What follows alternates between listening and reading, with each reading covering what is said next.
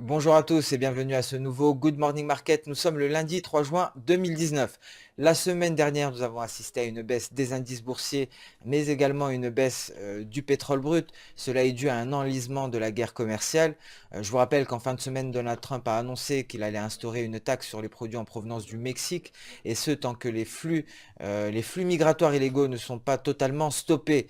Donc cela n'a pas rassuré les investisseurs, ce qui a entraîné donc une poursuite de la chute des indices, du pétrole brut et une hausse des valeurs refuges.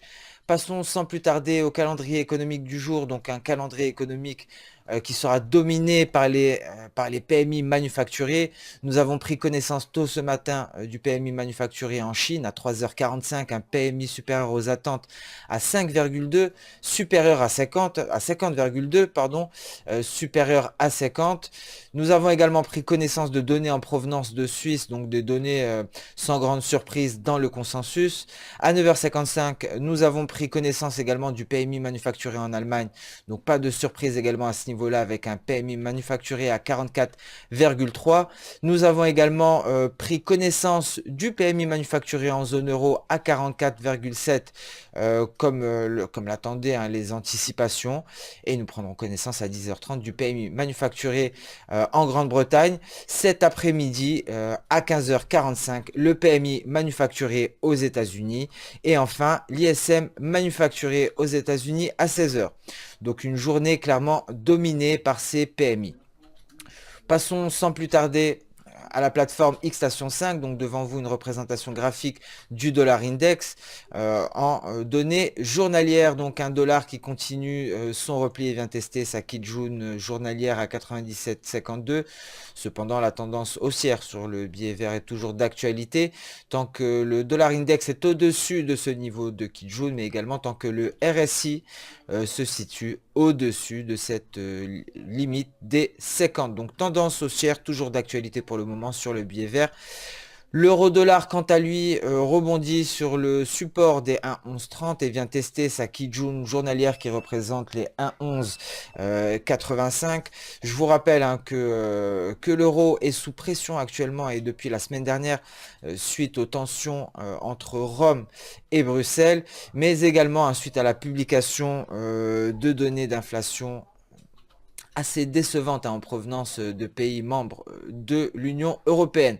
Donc l'euro sous tension avec un euro-dollar à la hausse qui vient tester sa Kijun et son oblique. Donc cette semaine, par rapport à l'euro, ce qui sera scruté par les investisseurs, ce sera la publication de l'IPC pour l'ensemble de la zone euro dès mardi, mais également la réunion de la Banque centrale européenne ce jeudi.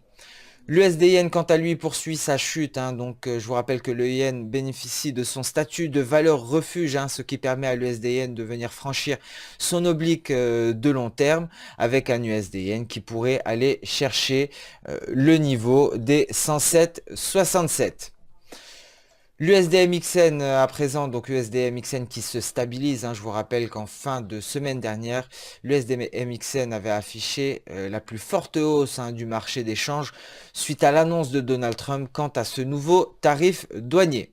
Passons sans plus tarder au marché action. Donc le marché action tout d'abord avec un DAX qui a ouvert en gap baissier aujourd'hui. Un DAX qui vient réintégrer son nuage en données journalières. Donc impulsion haussière due au PMI manufacturier en Allemagne qui est venu ramener le DAX 30 à la hausse. Cela se traduit en données H1 par un DAX qui a franchi sa Tenkan et qui vient chercher son niveau de Kijun H1 qui représente le niveau des 11 714. Le CAC 40, quant à lui, n'affiche pas la même progression, n'est pas aussi haussier, a ouvert également en gap baissier et progresse lentement à la hausse en ce début de semaine.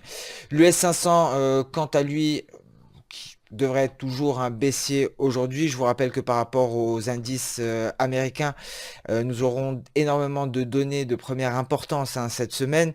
Donc tout d'abord le rapport ISM manufacturier aujourd'hui, l'ISM non manufacturier mercredi et le NFP vendredi, donc comme tous les premiers vendredis du mois. Donc ces trois données devraient être déterminantes quant à la direction des marchés américains. Passons sans plus tarder au marché des matières premières avec le pétrole brut.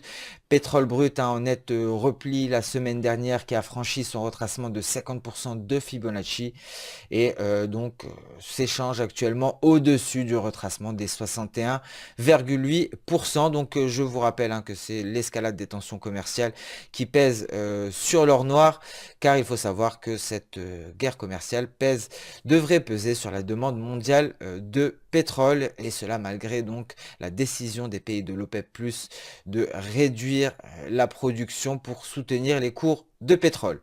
Le café, quant à lui, a continué sa progression haussière et refuse de franchir le niveau des 105 $. Donc nous assistons à un léger pullback actuellement en direction du niveau des 100,50 $. Cependant, si le niveau des 100,5 $, des 105 $ venait à être franchi, le café pourrait aller chercher le niveau des 106,90 $. L'or, quant à lui, qui affiche une forte impulsion haussière et franchit donc le haut de sa figure, donc l'or qui évoluait à l'intérieur d'un drapeau, va chercher son premier objectif qui est matérialisé par les 1320 $ l'once. Si ce niveau venait à être franchi, l'or pourrait aller tester les 1330 en cours de semaine. L'or qui bénéficie de son statut de valeur refuge, donc je le répète, qui évoluait à l'intérieur donc de cette figure chartiste. Donc sortie par le haut de la figure chartiste et franchissement des 23,6%.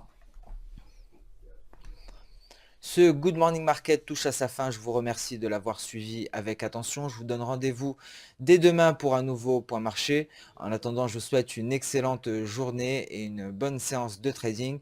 N'hésitez surtout pas à liker, commenter ou même partager cette vidéo.